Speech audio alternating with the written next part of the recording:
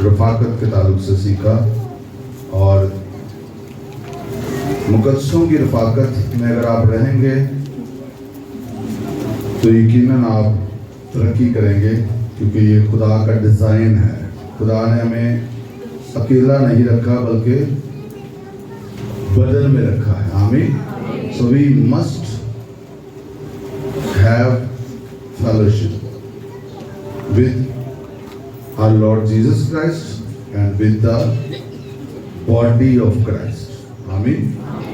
और मैंने इस बात पे खास आगाज इस बात से किया कि अगर हमारी रफाकत खुदा के साथ दुरुस्त है तो फिर हमारी लोगों के साथ भी दुरुस्त होगी। अगर हमारी खुदा के साथ रफाकत दुरुस्त नहीं है तो फिर हमारी लोगों के साथ रफाकत दुरुस्त नहीं होगी। आमीन। अब लोगों के साथ रफाकत दुरुस्त होने से क्या मुराद है? Means you will be full with love. आप मोहब्बत से भरे रहेंगे, आप जो है वो आपका दिल क्लियर होगा। आमीन। अब आपसे कोई रफाकत नहीं रखता, अपने दिल में नामाफी की वजह से या नफरत या गुस्से की वजह से, तो ये उसका फेल है, ये उस पे डिपेंड करता है। आपका दिल क्लियर है। आमीन। और दूसरी बात मैंने ये भी की थी कि मुकद्दसों के साथ रफाकत हमने रखनी है, लेकिन हमने इस बात का भी ध्यान रखना है कि जो रफाकतें हमारे लिए हेल्दी नहीं हैं, हमने उन रफाकतों से अपने आप को पीछे रखना है। वो रफाकतें आपके लिए जो ठीक नहीं है, जो आपकी तरक्की का बायस नहीं बन रही। और उसका जायज़ा आप कैसे लेंगे कि अगर आप जब रफाकत रखते हैं और आपकी तरक्की नहीं होती, आप ग्रो नहीं करते, तो फिर आप नोट करें कि कौन सी रफाकत रख रहे हैं। क्योंकि कई दफ़ा मुकद्दसों की रफाकत भी अगर वो कलाम की हदूद में ना हो तो वो दुरुस्त नहीं होती। आमीन। कई मुकद्दसीन जो है जमा होते हैं, बजाय कि वो कलाम की बातें करें, वो दुआ करें, वो और बातों में जो है वो इब्लीस उनको फंसा देता है। सो हमें इन आखिरी अय्याम में बड़ा हसास रहना है कि इब्लीस किसी भी तरह हमें धोखा ना दे दे, किसी भी तरह वो हमें ट्रैप ना कर ले। आपकी जो मुसलसल रफाकतें हैं, जहाँ पर आपकी रफाकतें हैं, कलीसिया में है, आपका इनर सर्कल है, जो भी है, जहाँ जहाँ आपकी रफाकतें, आपको वहाँ पर अपनी आँखों को खुला रखना, अपने कानों को खुला रखना है कि ये मेरी जो रफाकत है, इससे मेरी रूहानी तरक्की हो रही है या नहीं हो रही। अगर नहीं हो रही तो you have to be very careful, क्योंकि ये बहुत रफाकतें इन्फ्लुएंस करती हैं। मेरी लाइफ में ये इसलिए बहुत स्ट्रॉन्ग है क्योंकि मेरी ज़िंदगी ही रफाकत, अच्छी रफाकत की वजह से तब्दील हुई थी। मुझे अच्छी रफाकत मिली और मेरी ज़िंदगी चेंज हो गई। और इन दिनों में कुछ अर्सा से खुदावन मुझे ना सिर्फ सिखा रहा है बल्कि मुझे अपॉर्चुनिटीज़ भी मिल रही हैं। हालांकि मैंने कोई प्लान नहीं किया, मुझे कई मुझसे सीनियर लोगों के साथ रफाकत रखने का मुझे तो एक्सीडेंटली लग रहा है, लेकिन खुदा के लिए वो एक्सीडेंटली नहीं है। वो मुझे मौका मिल रहा है, मुझे बहुत कुछ सीखने को मिल रहा है। सो हमेशा आपकी रफाकतें जूनियर्स के साथ नहीं रहनी चाहिए, ये भी याद रखें। क्योंकि कई लोग ये पसंद करते हैं कि उनकी रफाकतें सिर्फ जूनियर लोगों के साथ हो ताकि उन्होंने कोई भी ना कुछ करे, लेकिन वो रसूलों से तालीम पाने। There must be the senior people जिनके साथ आप रफाकतों के मौके भी ढूंढे, अपॉर्चुनिटीज पैदा करें। आमीन। और ये कोई मुश्किल नहीं है, जस्ट विजडम को इस्तेमाल करें। आपको कई सीनियर लोगों के साथ भी रफाकत रख सकते हैं। आमीन। जो दुआ में, कलाम में, पाकीज़गी में, रूह में आपसे आगे हैं, कोशिश किया करें उनके पास बैठे। आमीन। और फिर मैं आपको बताऊं, खुदा आपसे वो बातें करेगा शायद वो जो आप दूसरों से नहीं सुन पाते, हालांकि वो भी आपको वही बातें कर रहे होते हैं, है ना। कई दफा हमारे साथ इस तरह होता है, जो हमारे पैरेलल, हमारे साथ लोग हैं, हम एक जैसे हैं, सनाशाही है, और जिनके साथ हमारी रफाकतें, कुर्बतें इस कदर है कि हम कई दफ़ा शायद बॉदर नहीं करते, एक दूसरे की बात को उस तरह लेते नहीं हैं। मेरी बात की समझ आई?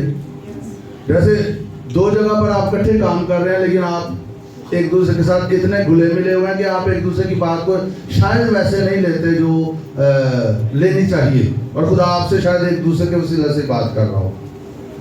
लेकिन जब आप सीनियर लोगों के साथ बैठेंगे और अगर खुदा ने कोई बात ऐसी करनी है जो आप वैसे नहीं सुन पा रहे अपनी ही वजह से, ये नहीं कि खुदा का इस पर कोई कसूर है, होना तो ये चाहिए कि आप सीनियर हो, आपसे आपके बराबर हो, आपसे जूनियर हो, आपके कान इतने सेंसिटिव होने चाहिए कि आपको पता चलना चाहिए कि ये खुदा की आवाज है। आमीन। खुदा महदूद नहीं है, अगर से ये खुदा का कलाम उसका कलाम है, लेकिन वो इससे बाहर भी आपसे किसी तरह से बात कर सकता है। आमीन। हो सकता है आप जा रहे हैं, रोड पे जा रहे हैं, कोई बहुत बड़ा साइन बोर्ड लगा हुआ है और वहां पे कुछ लिखा हुआ है और उसका मतलब कुछ और है, लेकिन आपको पता है खुदा आपसे कह रहा है। वहां पर एक बड़ा साइन बोर्ड आता है और वहां पर लिखा है मुड़ जा। अब वहां पे क्या लिखा है यहाँ से, पर आपको ये ऐसे ऐसे आवाज आ रही है कि कोई जरा पुठा काम कर रहे, खुदा तानू कह रहे हैं मुड़ जा। He is unlimited God, वो आपसे किसी भी तरह बात कर सकता है। आमीन। सो बॉडी में हमने रहना है, अलग नहीं रखना अपने आप को। अब इस वक्त जब कोरोना जब से आया, ऑनलाइन चर्चिस का आगाज हो गया, इससे पहले भी था लेकिन अब ज्यादा ऑनलाइन काम ज्यादा हो गया तब से देखिए। बहुत अच्छा है, बुरा नहीं है, बहुत अच्छा है, आपके पास बहुत सारी अपॉर्चुनिटीज हैं। लेकिन इसका एक नुकसान ये हुआ कि कई लोगों ने घर ही बह जाते हैं जी, असी ऑनलाइन फलां चर्च अटेंड कर लेंगे।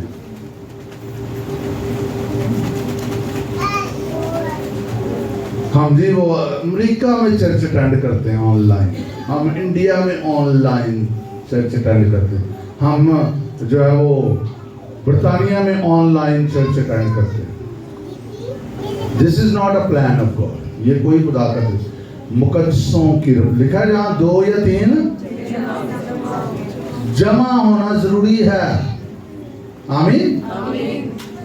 और खुदा तो अच्छा लिखा मैं उनके दरमियान हाजिर होगा, तो एक जगह पर खुदा कहता मैं तुम्हें छोड़ूंगा ही नहीं, तो फिर कहता मैं हाजिर होगा। ये क्या मतलब है? सुनिए, इसका मतलब है ही विल मैनिफेस्ट हिमसेल्फ। जहां जमा होंगे वहां पर वो अपने आप को जाहिर करेगा। है तो हर वक्त हमारे साथ है। आमीन। वो शख्सी तौर पे भी अपना आप जाहिर करता है हम पर जब उसे मौका देते हैं हम, लेकिन जब जमा होंगे तो लिखा हुआ मैं मैनिफेस्ट करूंगा। डिफरेंट नहीं होता जब आप अकेले दुआ कर रहे होते हैं, आपको समटाइम्स बोझ लग रहा होता, जोर लग रहा होता, लेकिन अचानक एक शख्स आपके साथ आके खड़ा हो जाता है और एकदम आपकी दुआ का लेवल अप हो जाता है। किस किस ने कभी ये महसूस किया? आमीन। Praise the Lord. ये क्या है? ये खुदा के कलाम की बरकत है, ये जमा होने की बरकत है। हालेलुया।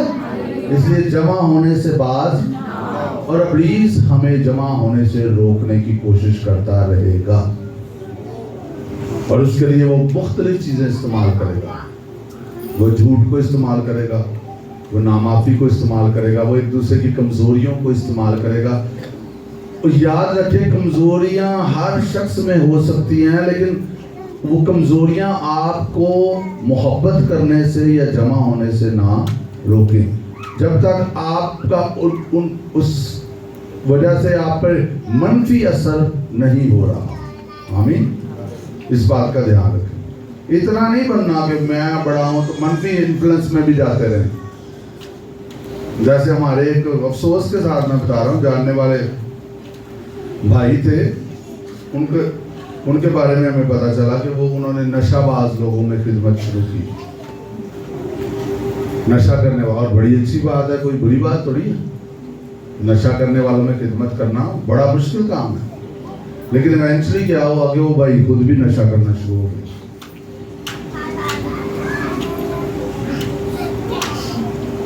अब ऐसे ना करेंगे आप, जो है ना वो इतने मजबूत हैं नहीं है, तो ऐसी रफाकतों में ऐसे कामों में जाना शुरू हो जाए जहां पर आप पर मनफी असर पड़ना शुरू हो जाए।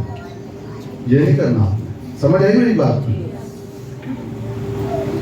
और अगर आपकी मजबूरी है ऐसी जगह पर रहना तो अपने आप को आग से भड़काए रखें। आमीन। क्योंकि इन्फ्लुएंसेस जो है ना, लोग, हर शख्स जो है वो एक इन्फ्लुएंस को कैरी करता है, याद रखें। हर शख्स एक असर को कैरी करता है। आपको पता होना चाहिए आप क्या इन्फ्लुएंस कैरी करते हैं और जिससे आप मिलते हैं वो क्या इन्फ्लुएंस कैरी करते हैं। जरा आसान करता हूं। हर शख्स का एक असर होता है। क्या कह रहा हूं मैं? हर शख्स का एक, जैसे वो एंटर होगा उसका एक असर जो है वो फिजाओं में होगा। अगर आप स्पिरिचुअली सेंसिटिव हैं तो फिर आपको पता चलेगा, और अगर आप सेंसिटिव नहीं है तो बदरूक रिश्ता और शख्स से भी आप जफ्फियां डाल रहे होंगे, अगर आप सेंसिटिव नहीं है। सो आपको पता होना चाहिए आप क्या इन्फ्लुएंस कैरी करते हैं व्हेन यू एंटर इन। जैसे डॉक्टर बिली ग्राहम के ताल्लुक से, क्योंकि बुजुर्ग खादिम है इसलिए उनका जिक्र करना मुनासिब होगा। कहा जाता कि जब वो कहीं पर एंटर होते थे तो एकदम से खामोशी छा जाती थी। होलीनेस इस कदर उनकी लाइफ पर डोमिनेट करती थी कि एक एथियस्ट सिर्फ उनका ड्राइवर था और सिर्फ वो ड्राइविंग करता था उनके साथ। उसने कभी उनका कलाम नहीं सुना था, और मेरा ख्याल कोई चौथे के दिन उसने तौबा कर ली। तो उसने पूछा डॉक्टर बिली ग्राहम ने कि तुझे किस बात ने मुतासर किया? तो उस एथियस्ट डैडी है जो खुदा को नहीं मानते उसकी बात कर, उसने कहा कि जब आप मेरी गाड़ी में बैठते थे मुझे ऐसे लगता था जैसे खुदा बैठ गया।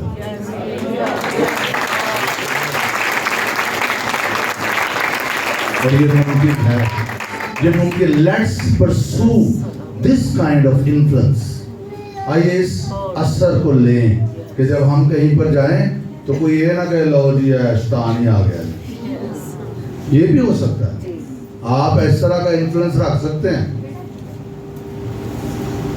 कि आपकी प्रेजेंस जो है लोगों को परेशान कर दे, आपकी वजह से, उनकी वजह से नहीं। कईयों को आपकी प्रेजेंस परेशान करेगी उनकी बदलुओं की वजह से, और कईयों को आपकी प्रेजेंस परेशान करेगी आपकी बदलुओं की वजह से। अब ये हिसाब लगा ले कि आप बदरुएं कैरी कर रहे हैं या वो फेलोशिप बदरुएं कैरी कर रही है। लगेगा यही कि नहीं है ना, ये कसूर है क्योंकि ये आसान है ना। लेकिन समटाइम्स, मैं बदरू का लफ्ज जरा स्ट्रॉन्ग इस्तेमाल किया, ये हो भी सकता है, लेकिन समटाइम्स आप इस तरह का कोई इन्फ्लुएंस भी रख सकते हैं, कोई असर भी रख सकते हैं, या कोई फेलोशिप ऐसी होती कि जब आपने देखा होगा आप किसी दुनियादार लोगों की फेलोशिप में जाए आपको अजीब सा लगना शुरू हो जाता है, बॉडी में अजीब, आपका दिल करता है निकलो इधर। किसके साथ कभी ऐसे हो? हाँ, आप नहीं वहां पे बैठना नहीं चाहते, आप you just want to leave the place. आमीन। क्यों? क्योंकि आप जो इन्फ्लुएंस कैरी कर रहे हैं स्पिरिट रैलम में तो साधन हो रहा है, लड़ाई हो शुरू हो गई है। आमीन। एक फाइट से शुरू हो गई है। सो बात जो हम कर रहे हैं वो रफाकतें जो खुदावंद ने आपके लिए रखी हैं, जो आपकी तरक्की के लिए है, उन रफाकतों में अच्छा थोड़े थोड़े आगे आ जाए, आगे आ जाए थोड़ा थोड़ा। उन रफाकतों में रहें, इकट्ठे दुआ करें, इकट्ठे कलाम की इसी बात को डिस्कस करें, हेल्दी डिस्कशन करें।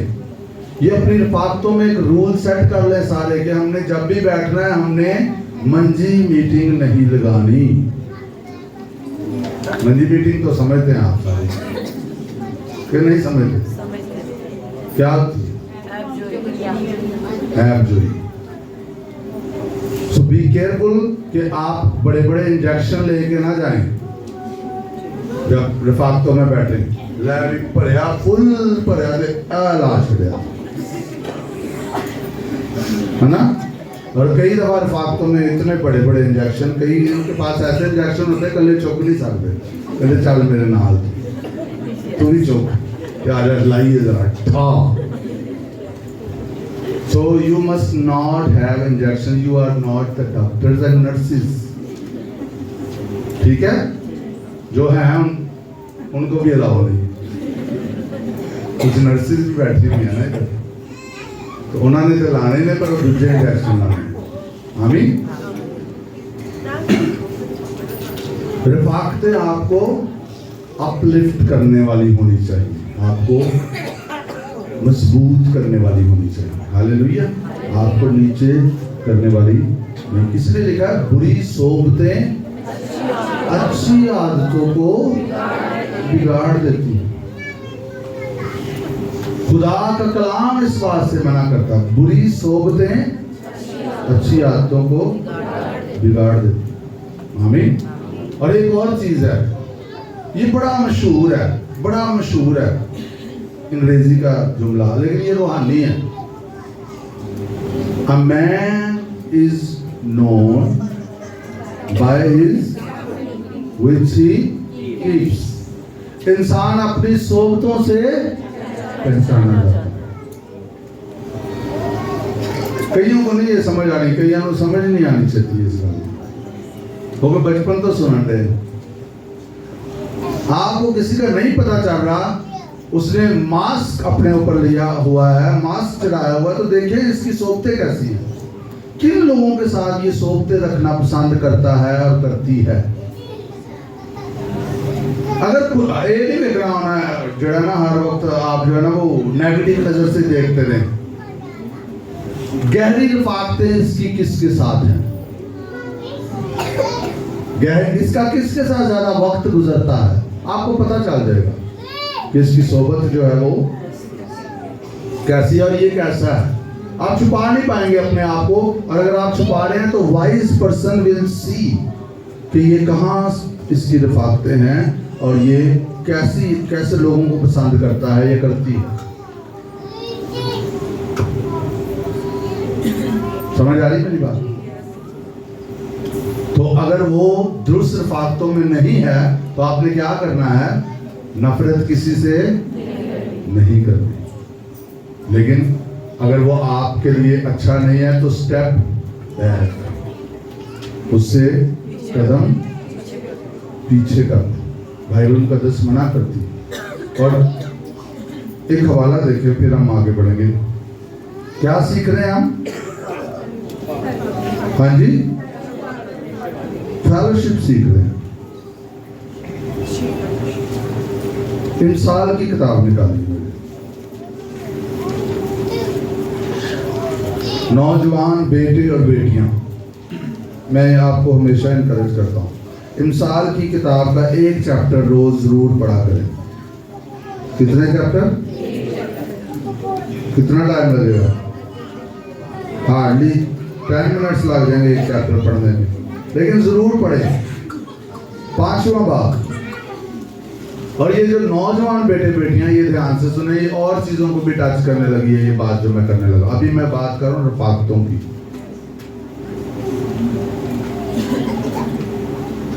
5वां बाब। ऐ मेरे बेटे, मेरी हिकमत पर तवज्जो कर, मेरे फहम पर कान लगा, ताकि तू तमीज को महफूज रखे और तेरे लब इल्म के निगहबान हों, क्योंकि बेगाना औरत के होंठों से शहद टपकता है। क्या लिखा है? बेगाना औरत के होंठों से शहद टपकता है और उसका मुंह तेल से ज्यादा चिकना है, पर उसका अंजाम नाग रोने की मानिद तल्ख कड़वा। अंजाम क्या है? कड़वा है। और 2 धारी तलवार की मानिद तेज। 2 धारी तलवार के साथ आप रफाकत रख सकते हैं? हाँ, क्या रखेंगे तो क्या होगा?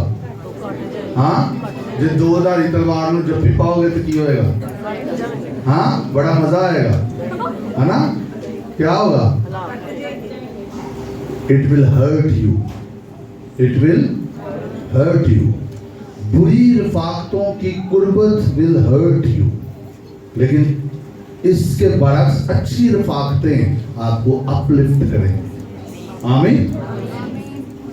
आप का कहीं अगर वास्ता पड़ भी गया ना किसी बुरी रिफाकत, आप उठ के अपनी रिफाकत में आ जाएंगे ना, आप साफ सुथ हो जाएंगे। आमीन।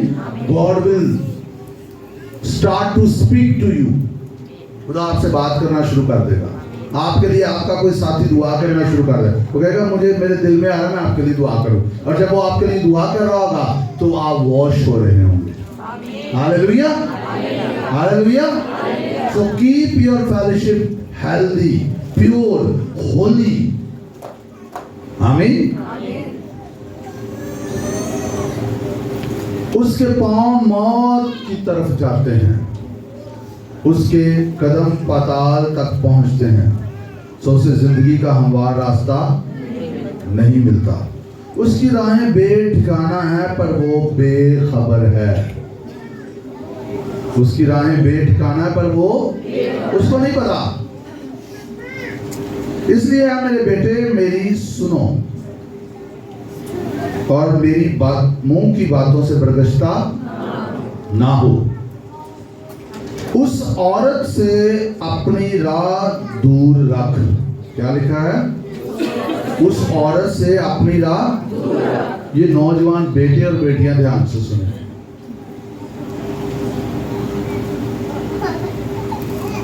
ये बहुत ज्यादा सिन जो है वो दुनिया में है, लेकिन चर्च में भी घुसने की कोशिश करता है, कई जगह पर है।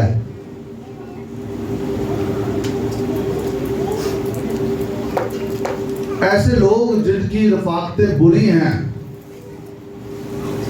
अब यहाँ पर जो है वो मैं थोड़ा सा आपको एक्सप्लेन कर दूं।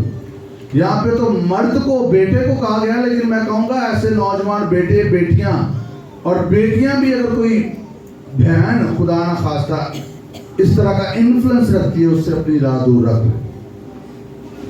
आपको फंसा देंगे। ये बहुत बुरा दौर है। वो आप कहेंगे अच्छा इसकी जिंदगी खराब है, इसकी जिंदगी में गुनाह है, तो मेरी में तो नहीं है ना, तो मुझे क्या फर्क पड़ता है इसके साथ रफाकत रखने में। मेरी बात की समझ आई? किस किस को समझ आई? मैं इसको चाहता नहीं आप इसको छोड़ दें। ओके, माँ बाप भी ध्यान रखें। अगर कोई शख्स इस तरह के गुनाह में है, सेक्सुअल सिन में है, जिनसी गुनाह में है, उससे गहरी कुर्बतें आपके लिए नुकसान पैदा कर सकते। B very careful. आमीन। क्या लिखा है? उस औरत से अपनी राह दूर रख। You are not going to compromise with sin. आप गुनाह के साथ समझौता नहीं करेंगे, और आपको गुनाह के साथ समझौता नहीं करना। खुदा गुनाह के साथ समझौता नहीं करता। क्या करता है? खुदा गुनाह के साथ समझौता नहीं करता। ना खुदा गुनाह को ब्लेस करता है, खुदा गुनाह को बरकत नहीं देता। आमीन। और ये कोई मोहब्बत नहीं है। हमने मोहब्बत को मिसअंडरस्टैंड किया, हमने मोहब्बत को समझा बस हर वक्त प्यार प्यार प्यार। बाइबल में क्या? खुदा जिससे मोहब्बत रखता है उसको कोड़े भी लगाता है, उसे तंबीह भी करता है। माँ बाप बच्चों से प्यार नहीं करते तो कैसी लान देने कभी कभी, हाँ, शां शां शां की आवाजें आती हैं, और कई साल वो आवाजें गूंजती रहती। क्या माँ बाप बच्चों से प्यार नहीं करते? करते हैं। मैं नहीं इनकरेज करूंगा, मैंने बहुत तलक तजर्बात से ये सीखा। कोशिश करें कि ये ना ही आपको करना पड़े, मारना ना ही पड़े। आखिरी हद तक कोशिश करें, उससे भी आखिरी हद तक चले जाए, क्योंकि इसका नुकसान बड़ा होता है, बहुत नुकसान। आप अपने बच्चे की इज्जत नफ्स को मजरू कर सकते हैं, आप उसका कॉन्फिडेंस लेवल लो कर सकते हैं, आपके साथ उसका जो हेट्रेड लेवल बढ़ सकता है, उसको सेटल। ये बड़ा सीखने वाला काम है, इस तरह मैं जाने नहीं लगा। इसको पढ़ें, आप अगर पेरेंट है तो पढ़ें, स्टडी करें। आपको इसका मतलब ये भी नहीं कि आप अपने बच्चों को बदतमीज कर दें, लेकिन बी वेरी केयरफुल। आमीन। तरबियत आपने करनी है, जरूरी नहीं है कि वो मार के ही होगी, और भी बहुत से तरीके हैं। लेकिन अगर आप अपने बच्चों को बदतमीज बना देंगे तो फिर यू विल बी रिस्पॉन्सिबल, आप रिस्पॉन्सिबल होंगे। आमीन। क्या बात हम कर रहे थे? उस औरत से अपनी राह दूर रख। सो ऐसा शख्स जो गुनाह में है और आपको पता है, और अपनी आंखें खुले रखें, अपने कान खुले रखें, ऐसे ही अंधा ट्रस्ट ना करते रहें। अगर किसी के साथ आपकी गहरी रफाकतें हैं, फेलोशिप है, तो आपको पता होना चाहिए ये शख्स कैसा है, ये भाई ये बहन कैसी है, आपको पता होना चाहिए। ऐसे ही उसकी गुर्बत में जाएंगे आप पर वो इन्फ्लुएंस करना शुरू कर देंगे। B very careful. आमीन। हाँ ये जरूर है, अगर आप उससे ज्यादा इन्फ्लुएंस रखते हैं तो फिर आपको मसला नहीं होगा, फिर उसको प्रॉब्लम होगी आपसे। ज़बूर पहले में क्या लिखा है? ठहरो ठहरो ठहरो ठहरो ठहरो, याद किया है, शुरू तो शुरू हो जाती।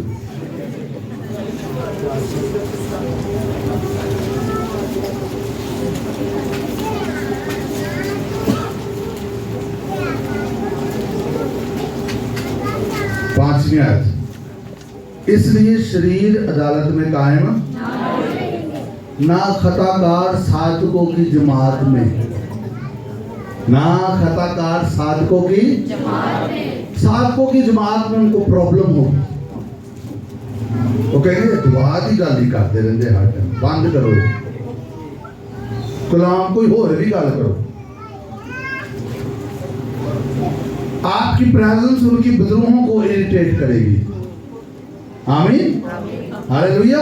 और अगर कोई शख्स आपकी रफाकत में ऐसा है तो हो सकता है उसको भी नहीं पता, जो लिखा है वो बेखबर है, लेकिन उसके अंदर जो डीमंस हैं या जो डीमंस उसको इन्फ्लुएंस कर रही हैं, उस पर असर डाल रही हैं, वो उसको खराब करने की कोशिश करेंगी। And you must be sensitive enough, क्या आपको पता चलता है?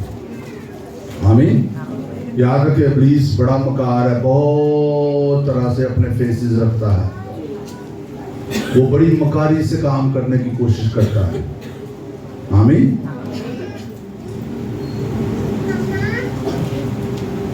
तो क्या लिखा है? ऐसी रफाकत से अपनी राह को, और आगे सुने, हम कहते हैं ना इससे क्या फर्क पड़ता है, लेकिन यार उसके घर के दरवाजा के पास भी ना जा। क्या लिखा है? उसके घर के दरवाजा के पास भी ना जा।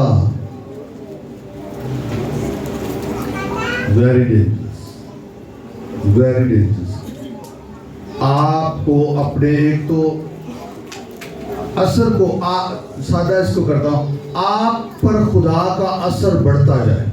आमीन, हालेलुया।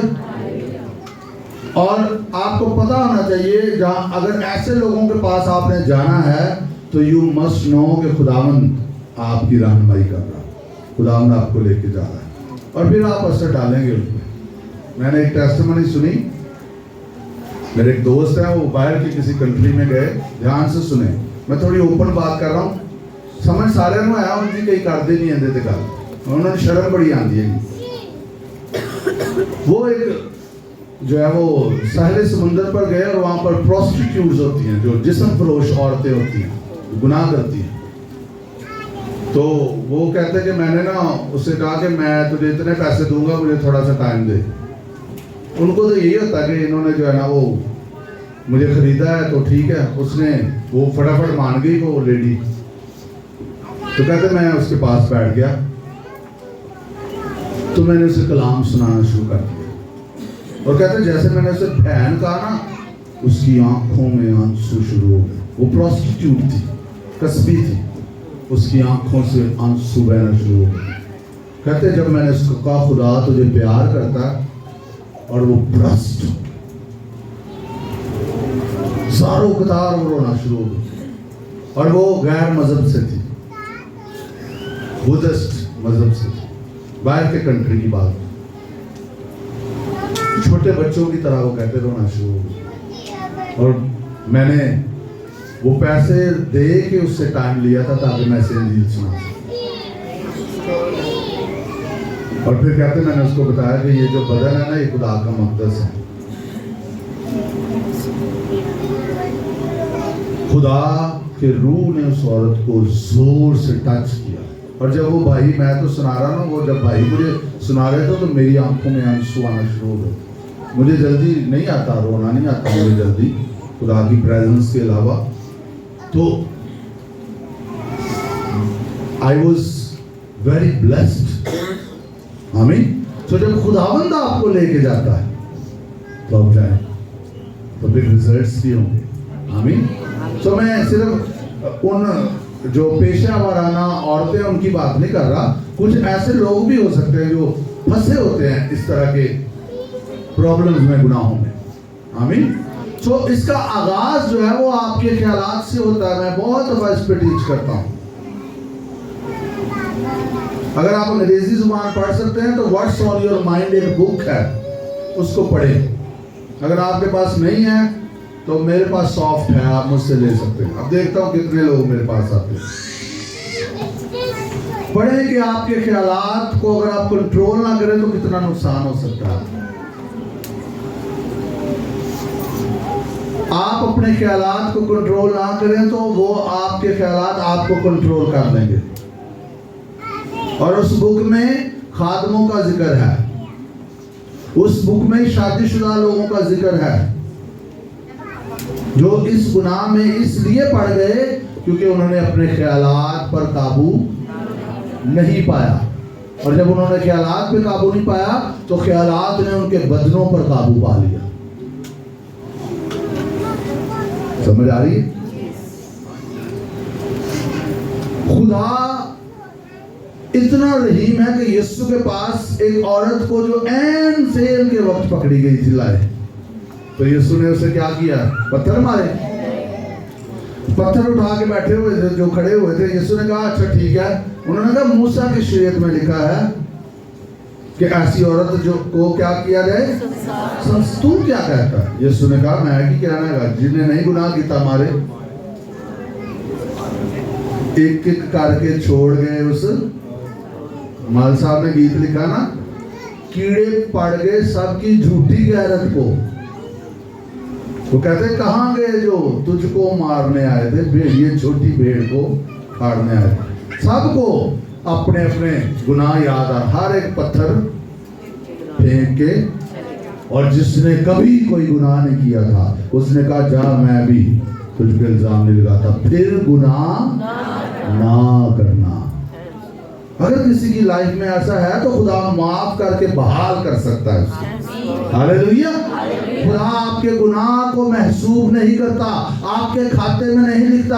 अगर आप रिपेंट कर लेंगे, अगर आप तौबा कर लेंगे, वो शख्स जो शायद ऑनलाइन भी कभी ये मैसेज सुनेगा वो तौबा कर लेगा, खुदा के जुल्म माफी मांग लेगा, खुदा उसे माफ कर देगा।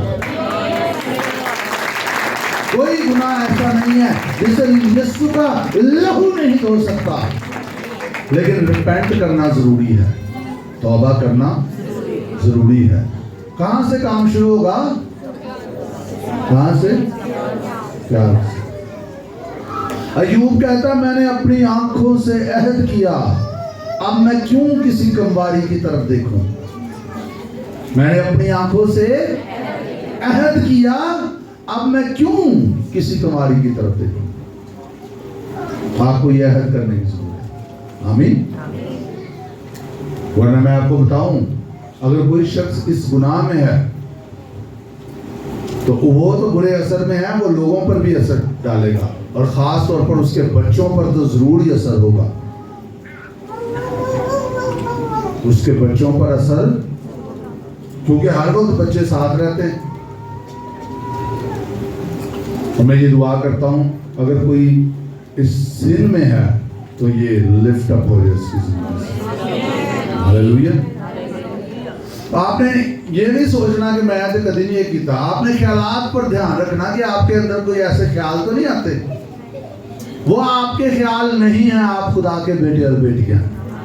आपके वो ख्याल, वो शैतान आपको ऑफर करता है, आपने उनको कबूल, आपने कहना मैं इस ख्याल को कैद करके मसीह का फरमाबरदार बनाता हूं। और अगर वो तस्वरात आए, इमेजिनेशन आए, तो कहना मैं इनको ढा देता हूं। हालेलुया। You have to be very careful. तो अभी हम रफाकतों की बात कर रहे हैं और उसमें ये बड़ा स्ट्रॉन्ग पॉइंट है जो नौजवान इधर मेरी तरफ ध्यान रखें। नौजवान बेटे बेटियों की बहुत शदीद ज़रूरत है कि वो इसको याद रखें